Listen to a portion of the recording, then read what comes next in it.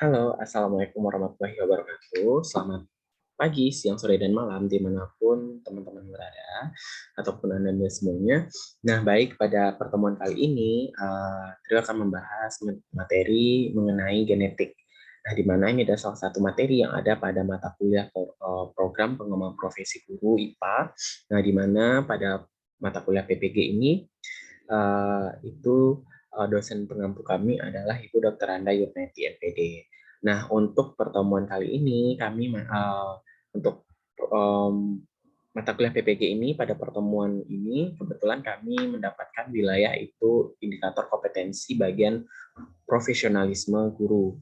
Nah, di mana pada indikator kompetensi profesionalisme guru ini terbagi beberapa bagian menurut pedoman penilaian kinerja guru. Nah, di mana pada poin kelimanya itu menyatakan bahwa memanfaatkan teknologi informasi dan komunikasi untuk berbagi informasi dan mengembangkan diri. Nah, makanya salah satu media yang kami lakukan, yang kami gunakan untuk penyebaran informasi melalui teknologi informasi dan komunikasi adalah media Zoom ini.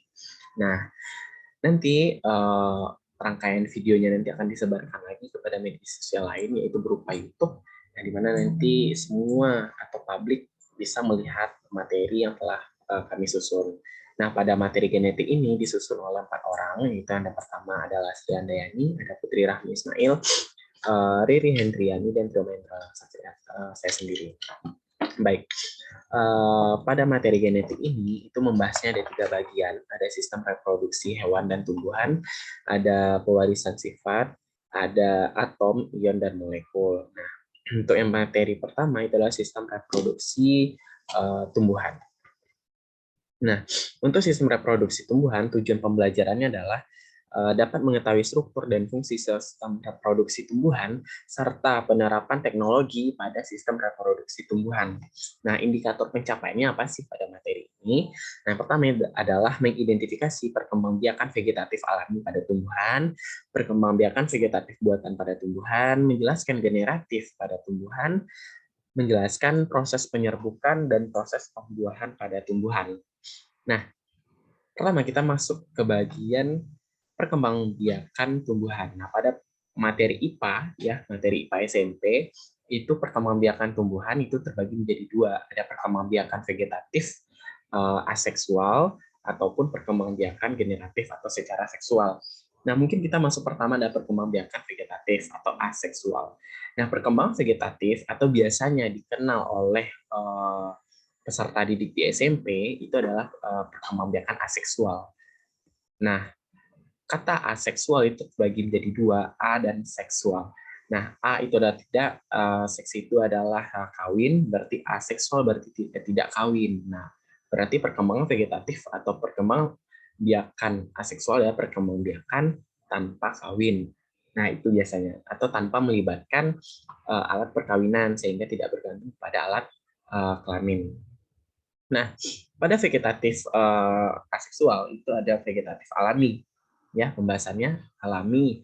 Nah, kalau mendengar kata alami ya itu eh, pembahasannya itu karena kata dasarnya alami berarti itu adalah tanpa campur tangan manusia karena di sini adalah katanya alami maka tanpa bantuan manusia berarti semata-mata itu berasal dari tumbuhan itu sendiri. Nah, apa aja sih perkembangbiakan yang vegetatif alami ini? Nah, itu biasanya kita temukan ada yang membelah diri. Ya, ini biasa pada ganggang, ada spora, ada kuncup, ada umbi batang, umbi akar, umbi lapis, rizoma, geragih, dan tunas adventif. Nah, ini akan kita pelajari satu persatu nantinya. Oke, untuk pembahasan yang pertama, itu kita coba masuk ke bagian membelah diri. Nah, membelah diri adalah perkembangbiakan di mana sel induk membelah diri menjadi 2 atau lebih, ya, menjadi sel anak yang baru. Nah, itu contohnya adalah pembelahan binar. B adalah 2, pembelahan 2, dua, dua bagian pada ganggang hijau ataupun ganggang biru. Nah, sebagai contohnya pada bagian di gambar atau di slide itu adalah ganggang hijau. Nah, ini dia. yang bisa teman-teman lihat atau Ananda lihat di bagian layar, nah itu dia. Itu adalah ganggang hijau membelah diri. Oke, itu adalah mengenai permasalahan tentang membelah diri. Secara umumnya itu ada pembelajaran yang di kajian anak SMP itu adalah pembelajaran tentang si ganggang biru, ganggang hijau segala macamnya yang berarti adalah ya pada tumbuhannya itu terjadi adalah pada ganggang. Oke, selanjutnya adalah spora. Nah, spora itu adalah pembelahan sel tertentu pada sporanium, ya. Sporanium di mana spora yang dihasilkan itu tidak jatuh. Uh, Maaf, itu jatuh pada tempat yang lembab, ya. Ada yang sedikit-sedikit berair. Nah, karena pada kondisi atau keadaan yang sedikit lembab inilah uh,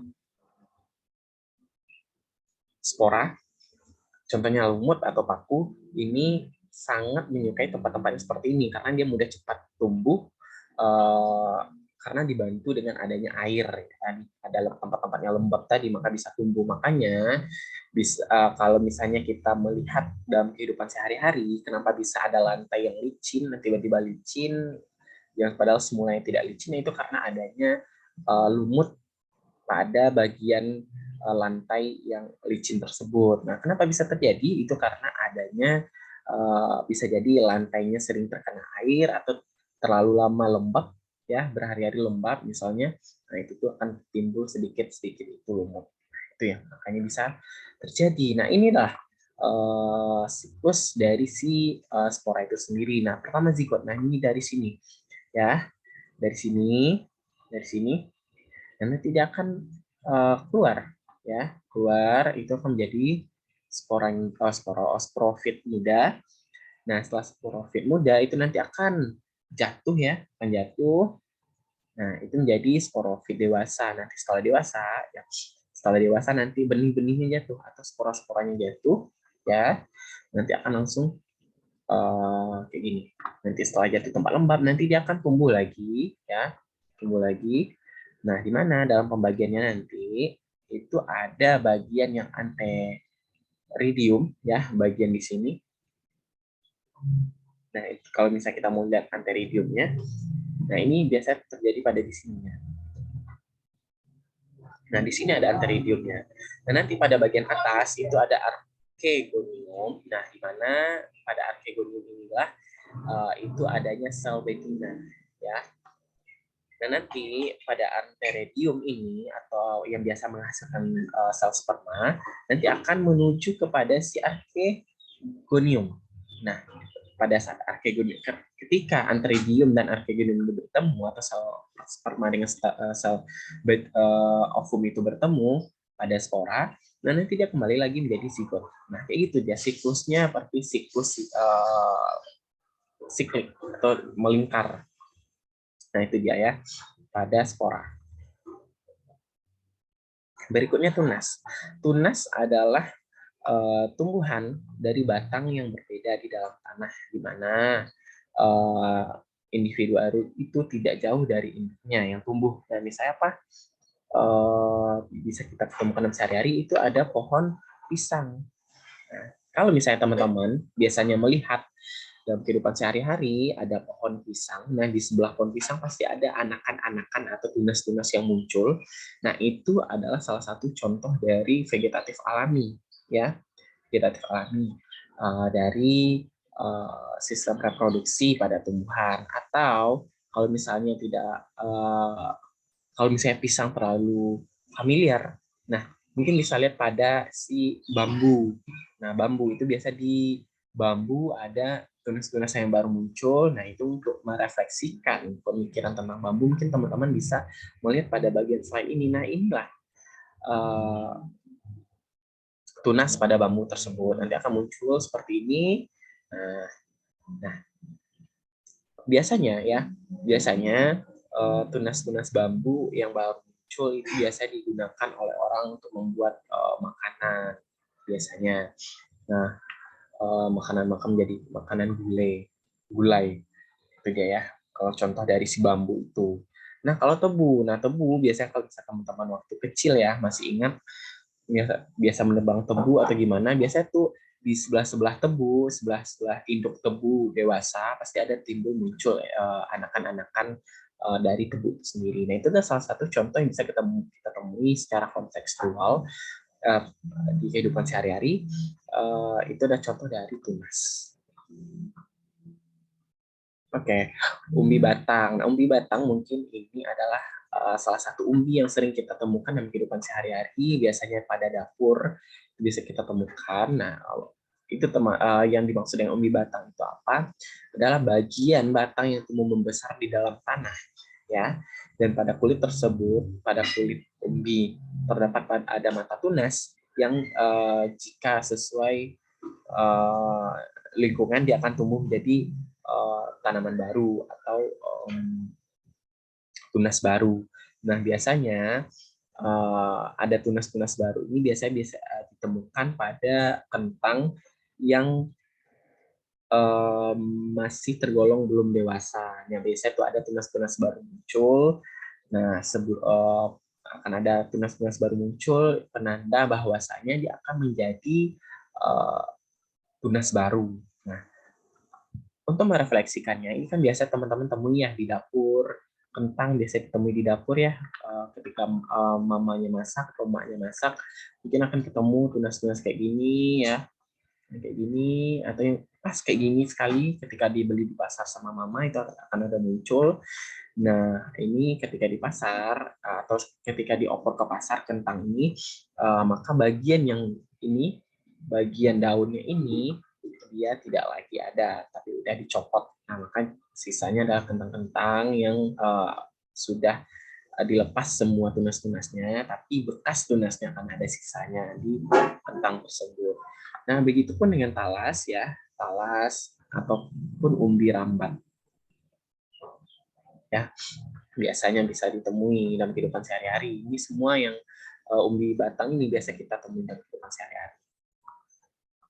Nah, selanjutnya adalah umbi akar. Nah, umbi akar itu adalah akar yang tumbuh membesar, ya, membesar dan terdapat calon tunas yang baru menjadi individu baru. Nah, biasanya umbi akar ini biasanya teman-teman temui pada wortel, pada singkong. Nah, biasa ditemui ada umbi akar. Nah, yang sering temui antara dua tuh yang biasa kita temui ada wortel ya, ada atau bunga dahlia mungkin. Penambahan informasi terbaru itu ada bunga dahlia yang karena biasa kita temukan atau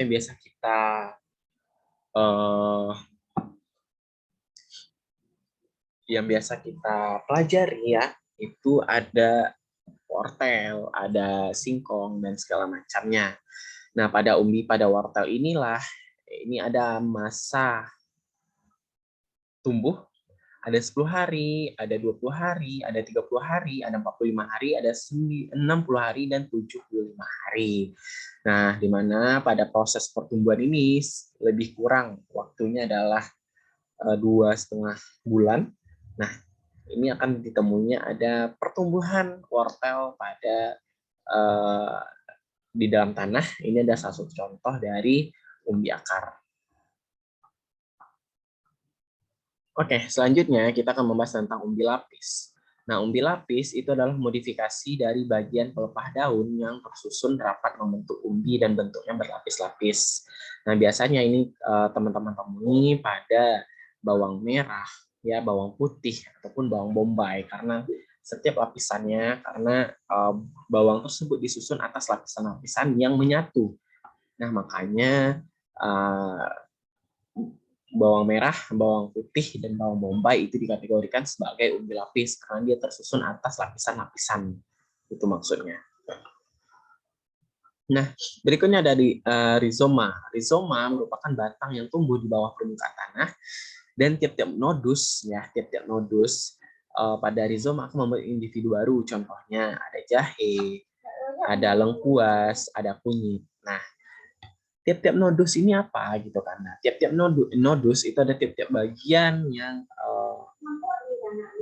tiap-tiap bagian dari si rizoma itu sendiri. Nah, pada bagian gambar ada gambar 6.3 ya, sketch map of ginger growing stage. Itu ada map peta sketsa itu tentang jahe pertumbuhan jahe, langkah-langkah pertumbuhan jahe. Pertama, dia ada germinating stage, bagian yang pertama germinating, ya, ada germinasi. Nanti ada seedling stage, itu ada pertumbuhan satu tunas yang baru ya, pada bagian nodus. Nah, nanti ada yang ketiga, ini bagian ini ya, ada flourishing growing stage. Nah, dan bagian keempat juga flourishing growing stage.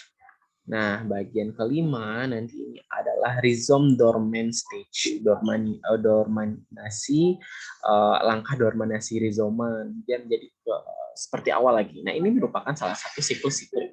Nah, di mana dia siklusnya selalu melingkar kejadiannya, ya, akan secara terus-menerus akan seperti itu lagi gitu.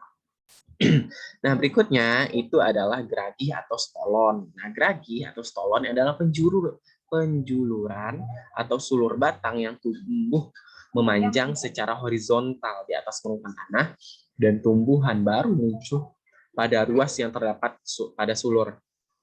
Contohnya yang biasa ditemui adalah ada pada stroberi, ada pada pegagan, ya, dan ada juga pada rumput teki. Nah, mungkin stroberi mungkin teman-teman bisa lihat pada kebun stroberi. Nah, itu biasa tumbuhnya menjalar ke samping. Itu maksudnya ada pegagan. Pegagan ini adalah satu tumbuhan sayur-sayuran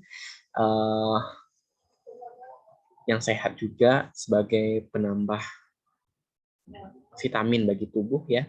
Tapi mungkin di era sekarang ya, mungkin teman-teman kurang tahu bentuk pegagan itu seperti apa, entah udah pernah coba pegagan atau enggak ya.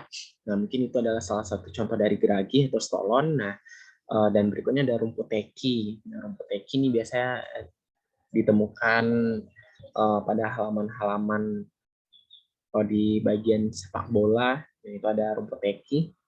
Nah, biasa kalau di tempat stadion-stadion itu adalah rumput teki yang alami. Karena rumput teki ini banyak ada sekarang sudah muncul rekayasanya berupa rumput teki sintetik. Nah, ini salah satu contoh stolon pada pegagan. Nah, ini ada tanaman, ini adalah akar, ini tanaman induk asli. Nah, nanti dia akan muncul, akan melebar atau akan menstolonkan diri. Nah, nanti muncul lagi, stolon lagi, muncul lagi. Nah, seperti itulah siklus dari si stolon atau geragi. Nah, mungkin berikutnya adalah tunas adventif. Nah, pada tunas adventif itu adalah tunas yang muncul di ujung-ujung daun, ya, di ujung-ujung daun atau ujung-ujung ruas atau nodus, ya, di ujung ruas atau nodus pada daun. Nah, inilah yang dimaksud dengan tunas adventif. Nah, tunas adventif ini biasa kita temukan dalam kehidupan sehari-hari pada tanaman cocor bebek. Nah, ini biasanya ada tunas adventifnya. Nah, ini semua rata-rata adalah tunas adventif. Dan nanti dia akan muncul, akan tumbuh lagi ketika dia jatuh, akan tumbuh lagi menjadi cocor bebek yang baru. Nah, seperti itulah siklus dari si tunas adventif. Nah, itu merupakan salah satu vegetatif atau beberapa bagian dari vegetatif alami. Nah, berikutnya kita akan masuk ke dalam vegetatif buatan. Nah, pada vegetatif buatan, nah, karena kata dasarnya adalah buatan, berarti ini adalah adanya campur tangan dari manusia atau human. Nah, tujuannya apa? Untuk memperoleh keturunan baru secara vegetatif. Nah, pada vegetatif buatan ini kita akan membahasnya beberapa bagian, ada mencako, ada menstek, ya, banyak. Kita masuk dulu ke dalam mencangkok. Mencangkok itu adalah memotong ya, memotong sedikit bagian dari batang yang akan kita cangkokkan. Nah, biasanya ini terjadi pada tumbuhan yang berkayu, berkambium, dan tanaman dikotil atau berbiji dua. Nah, kenapa harus memakai tanaman yang berkayu, berkambium, dan dikotil? Nah, hal ini dikarenakan ketika kita mencangkok, nah, maka yang perlu diambil adalah bagian yang ini, ya, bagian batang atau percabangan batang yang masih muda, bukan yang masih muda, yang belum terlalu tua dan tidak terlalu muda. Nah, kenapa? Karena pada tanaman ini kita akan butuh adanya kambium. Jikalau ada kambium pada tumbuhan tersebut, berarti menandakan bahwasanya tanaman tersebut bisa dicangkok dan bisa dilakukan vegetatif buatan, ya. Dan ketika melakukan mencangkok ini, langkah-langkah yang dilakukan itu ada 5. Pertama, mencari tanaman percabangan, ya, yang dijadikan sebagai bahan cangkokan. Yang kedua, nanti kita menguliti bagian dahan tadi, dahan yang telah kita beri jejak tadi atau beri spidol. Nah, nanti kita kuliti, nah nanti terkelupas ya, seperti ini terkelupas ya. Jangan lupa kita bersihkan kambiumnya tadi, kita bersihkan. Nah, nanti setelah itu pada prosesnya nanti kita kasihlah plastik ini. Nah, setelah pemasukannya, ini jangan lupa diikat terlebih dahulu. Ikat, baru diisi pupuk, tanah, dan beberapa tanaman pendukung atau bahan-bahan pendukung untuk bisa tumbuhnya atau bisa terjadi cangkok ini. Baru kita tutup lagi, dan jangan lupa plastik ini sedikit ada beberapa bagian yang dilubangi. Kenapa? Supaya bisa kita siram setiap hari supaya ada nutrisi si tumbuhan tersebut untuk bisa menumbuhkan akarnya. Nanti setelah berhasil cangkok ini, baru bisa kita tanam. Jadi tanaman baru. Nah, banyak kelebihan yang dihadapi oleh cangkokan ini. Dia lebih tumbuhannya tumbuh rendah tapi berbuah banyak. Nah, dia lebih unik dari induknya bisa, gitu. Karena itu adalah kelebihan dari cangkokan. Dia meniru sifat keaslian dari si induknya. Nah, mungkin untuk pembahasan cangkokan ini, hasil yang dihasilkan itu lebih baik ataupun tumbuhannya rendah tapi berbuah banyak, ini bisa kita hubungkan dengan materi pada pewarisan sifat. Ya, pada pewarisan sifat kita bisa hubungkan materi ini. Nah, untuk itu diharapkan kepada teman-teman nantinya ketika menyampaikan materi genetik. Nah, ini bisa teman-teman hubungkan antara pewarisan sifat dengan sistem reproduksi pada tumbuhan. Itu bisa dikonektifkan, ya, tipe konektif, menghubungkan dua materi atau merecallkan materi. Ketika nanti kita mengajarkan pewarisan sifat di kelas 9, itu bisa kita merecallkan kembali pembelajaran di kelas 7 mengenai sistem reproduksi pada tumbuhan ini. Nah, itu tujuannya. Yang kedua, itu ada menempel atau okulasi. Nah, menempel itu adalah melakukan penempelan baru, ya, penempelan baru, spesies yang baru kepada tanaman yang akan kita tempelkan. Misal ada jeruk bali dengan jeruk limau. Misal jeruk bali kita ambil sampelnya, kita ambil bagian dari tumbuhannya, kita selipkan atau kita tempelkan di bagian jeruk limau. Nah, nanti dalam satu tumbuhan bisa terdapat ada jeruk bali dan jeruk limau dalam satu tumbuhan nantinya. Begitulah maksud dari ovulasi. Nah, berikutnya itu adalah tentang merunduk. Nah, merunduk merupakan teknik vegetatif buatan pada stolon, di mana batang muda dimasukkan ke dalam tanah. Setelah tumbuh, maka batang ini dapat dipisahkan dari induknya. Nah, kejadian merunduk ini itu bisa teman-teman lihat pada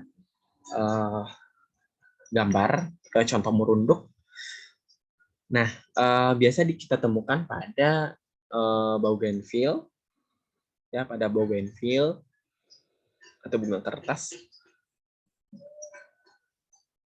atau tanaman melati.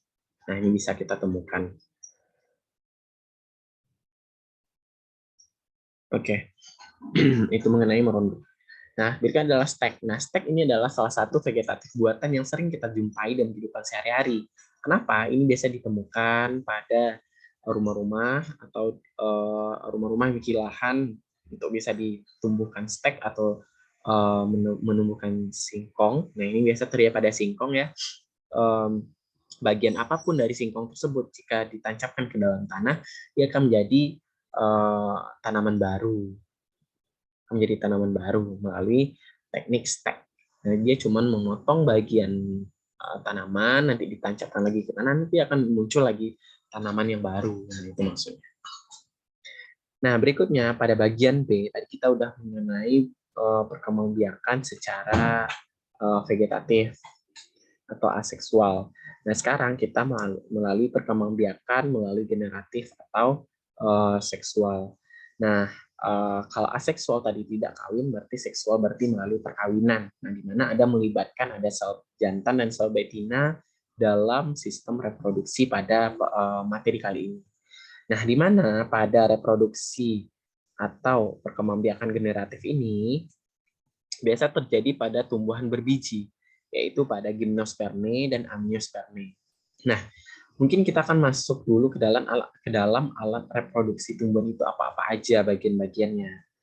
Nah, seperti yang pada panah yang ada, itu teman-teman bisa lihat atau Anda bisa lihat, ini adalah tangkai bunga. Ada dasar bunga di bagian sini. Ini adalah bakal biji, ya, bakal biji yang akan menjaga keturunan dari tumbuhan tersebut. Ini ada kelopak daun. Nah, ini ada tangkai putik, ya, ada tangkai putik ini, dan ini adalah, nah, ini tangkai putik dari sini ke sini. Nah, ini adalah tangkai putik. Nah, ini yang sedikit ini adalah kepala putik. Nah, ini yang sepanjang ini adalah benang sari, ya, benang sari. Dan bagian ini adalah kepala benang sarinya. Dan ini yang warna cerah ini, warna pink ini adalah mahkota dari alat reproduksi tumbuhan tersebut. Nah, yang menjadi konteks utamanya dalam pembahasan ini adalah pada tumbuhan, khususnya pada bunga, itu adalah si putik dan benang sari. Putik adalah sel kelamin betina, benang sari adalah jantan. Oke, kita lanjut ke berikutnya. Itu adalah perhiasan bunga katanya tadi. Ada kelopak, ada spal dan mahkota, ada kelopak bunga yang ditunjuk tadi. Ada dasar bunga, ada tangkai bunga tadi, ya. Ada benang sari, ya. Ada putik. Nah, di bagian putik tadi terbagi atas tangkai putik atau style, kepala putik stigma, dan bakal buah atau ovarium yang biasa kita kenal. Dan di dalam bakal buah terdapat bakal biji, ya. Nah, di bakal biji ini akan dibagi menjadi dua bagian. Ada calon lembaga, ada sel telur. Oke.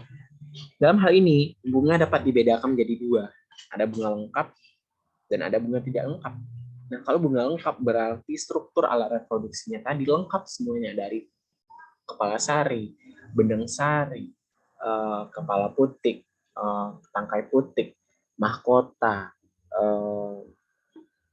kelopak bunga, kelopak daun, bakal buah, bakal biji, segala macam, itu adalah salah satu bunga lengkap. Nah, kalau bunga tidak lengkap dari bagian-bagian tersebut tidak ada atau hilang salah satu. Nah, misal tangkai bunganya yang hilang, atau dasar bunganya nggak ada, atau kelopaknya nggak ada, atau mahkota bunganya nggak ada, atau putiknya nggak ada, atau benang sarinya yang nggak ada. Nah, oke. Kedua itu adalah proses penyerbukan atau persarian. Nah, proses persarian ini atau penyerbukan ini biasa terjadi adalah pertemuan ya. Ini ada penyerbukan bagian ke sini ya, ke sini ada penyerbukan. Nah, ini adalah kepala putik. Nah, kepala putik. Nah, nanti pada sistem generasi atau generatif serbuk sarinya di sini. Dan ini adalah sel telurnya atau intinya ya. Intinya atau ini adalah inti sel telurnya, dan nanti akan bertemu dia nanti di sini. Nanti kepala putiknya nanti akan segera melakukan fertilisasi atau pembuahan terhadap atau melakukan penyerbukan lah istilahnya dalam tumbuhan, akan melakukan penyerbukan atau persarian sehingga nanti akan menghasilkan indukan yang baru, ya, anakan yang baru dari proses penyerbukan ini. Nah, berdasarkan asal serbuk sarinya, penyerbukan dibedakan menjadi ada penyerbukan sendiri auto, ya otomatis ya, auto penyerbukan sendiri, autogami, ada penyerbukan tetangga geitogami, ada penyerbukan silang allogami, dan ada penyerbukan bastar atau hibridogami. Nah, penyerbukan sendiri atau autogami biasa adalah terjadi benang sari jatuh kepada kepala putik dari bunga itu sendiri dan dapat melakukannya adalah bunga lengkap yang memiliki putik dan benang sari. Pada saat autogami inilah terjadi gangguan bisa berupa protandri, ada protogini, atau serbuk sari tidak dapat sampai ke di kepala putik. Nah, penyerbukan tetangga atau geponogami itu biasa ada serbuk sarinya jatuh kepada bunga lain, tapi masih dalam satu pohon. Nah, misal gini bentuknya. Kalau misalnya kita gambarkan, ini adalah satu. Nah, nih. Nah, misal di sini adalah nah, ini adalah salah satu serbuk sari atau putiknya berada. Misal, kalau di sini kan dia bilang terjadi jika serbuk sari yang jatuh di kepala putik. Nah, serbuk sari misalnya jatuh di sini. Nah, ke sini. Nah, itu maksudnya.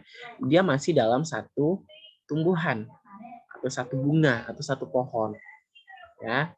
Di sini ini pindahnya dia ke sini jatuh kepada kepala putik lain tapi masih dalam satu bunga atau satu pohon. Oke. Kalau misalnya penyerbukan silang terjadi apabila serbuk sari yang jatuh di kepala putik berasal dari bunga lain yang sejenis tapi beda pohon. Nah, misal di sini ada serbuk sarinya. Nah, di sini ada juga serbuk sarinya. Nah, nanti akan terjadi penyerbukan silang. Nah, nanti misal kepala putiknya atau serbuk sarinya pindah ke sebelah ke putik lain tapi berbeda pohon. Nah, itu maksudnya ya dalam persilangan atau penyerbukan silang ini. Nah, berikutnya itu adalah penyerbukan bastar atau hibridogami. Terjadi apabila serbuk sari jatuh di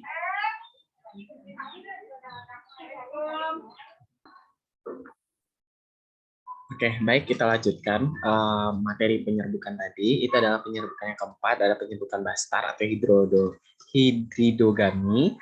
Nah, di mana pada penyerbukan bastar ini si serbuk sarinya jatuh di kepala putik, tapi bunganya lain. Nah, misal di sini ada bunga ini, misalkan. Nah, ini tanaman A misalnya kan. Nah, ini adalah tanaman B, misal.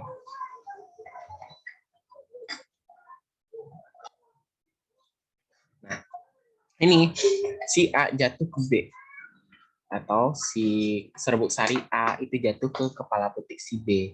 Nah, inilah yang dinamakan sebagai penyerbukan dasar. Dia jatuh ke jenis bunga lain atau yang tidak sejenis tapi sifatnya beda ya. Jatuh ke tumbuhan lain, ke bunga lain yang tidak sejenis atau memiliki sifat yang berbeda sekurang-kurangnya. Itu adalah mengenai si hibridogami. Oke, nah mungkin kita akan lanjut ke slide berikutnya. Itu adalah jenis-jenis penyerbukan berdasarkan faktor yang menyebabkan sampainya serbuk sari ke kepala putik. Itu ada 4, ada penyerbukan oleh angin, anemogami, ada penyerbukan oleh zodiogami, oleh hewan, zodiogami, ada melalui air atau hidrogami, ada penyerbukan oleh manusia. Nah, penyerbukan oleh angin atau anemogami adalah memiliki serbuk sari banyak, ringan, kecil, dan permukaannya halus.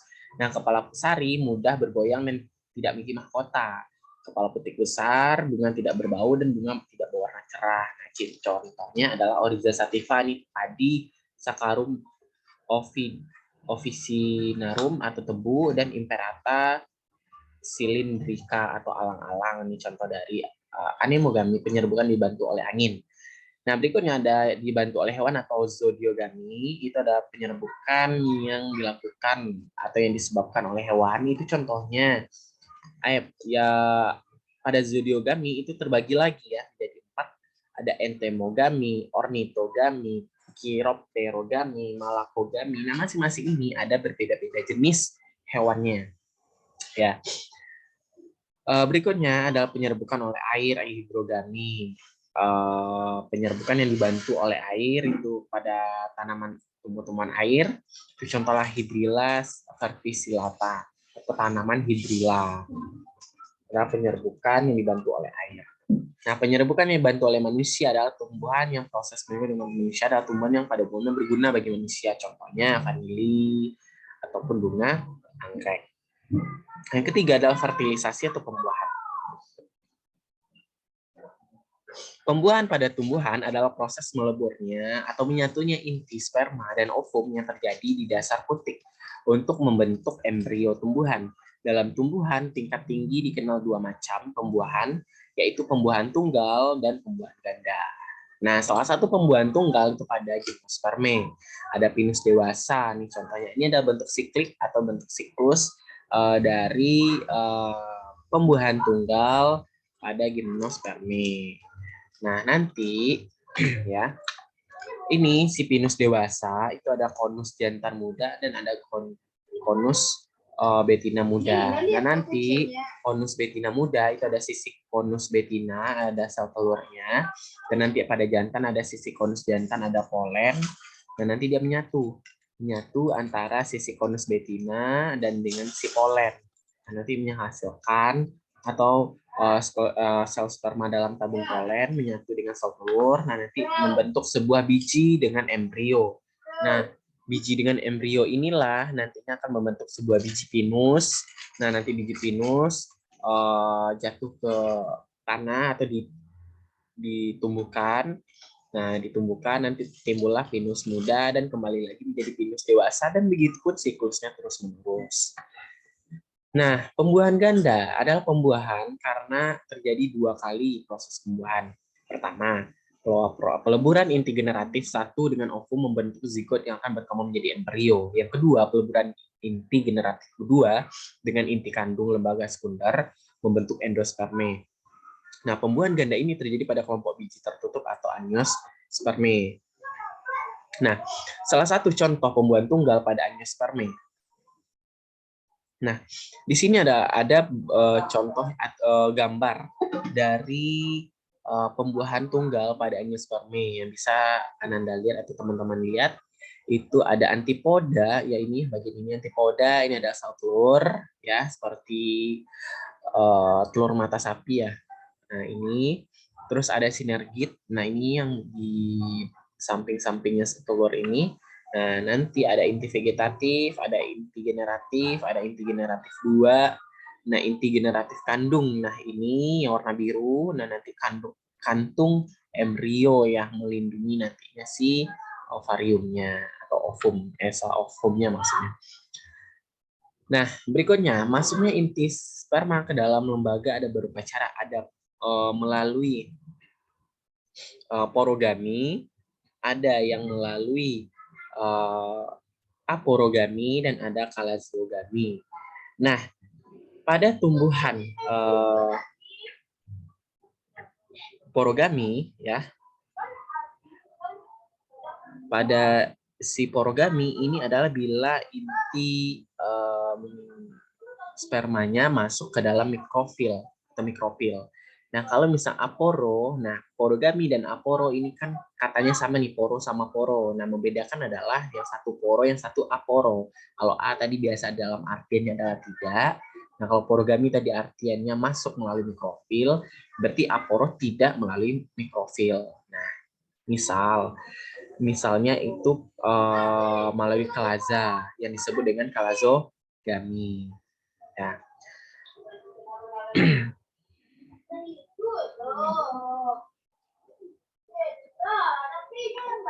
Oke. Embrio pada tumbuhan berbiji dapat terbentuk oleh beberapa sebab. Yang pertama amfifixis, ada apomixis dan embrio adventif. Nah, pada yang pertama amfimixis, bila lembaga berasal dari peleburan ovum dan sperma. Nah, kalau apomixis itu dia bukan berasal dari peleburan ovum dan sperma. Nah, kalau embrio adventif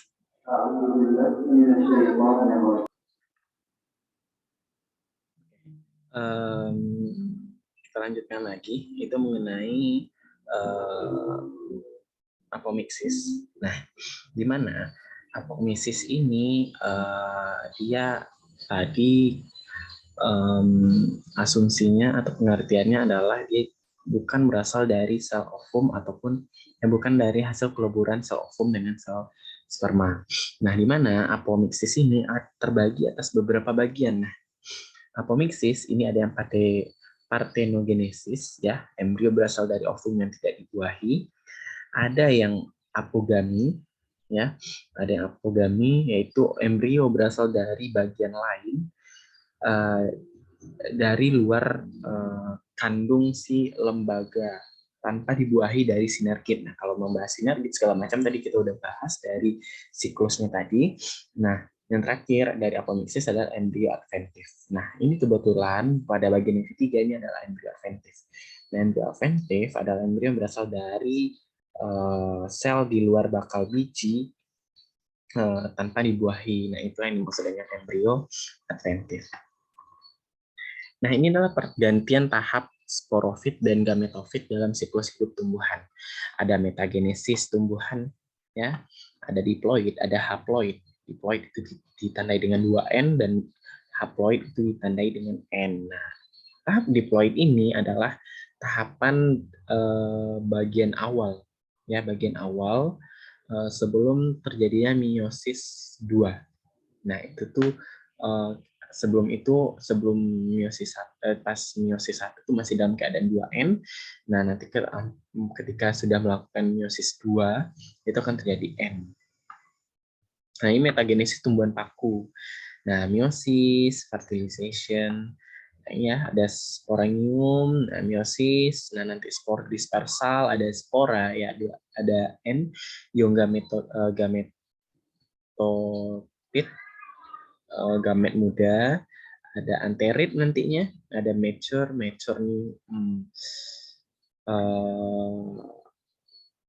dewasa, gametotip mature, ada archegonium egg, telur archegonium, nanti dilakukan fertilisasi, nah nanti terjadinya zigot atau 2N.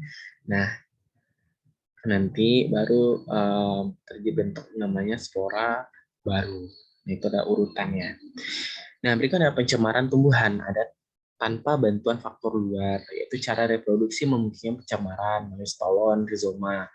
Nah, di mana pencemaran tumbuhan ini dapat disebabkan oleh gerak higroskopis yang merupakan gerak yang disebabkan oleh perubahan kadar air, contohnya pada anggrek, petai Cina, karet, dan pacar air.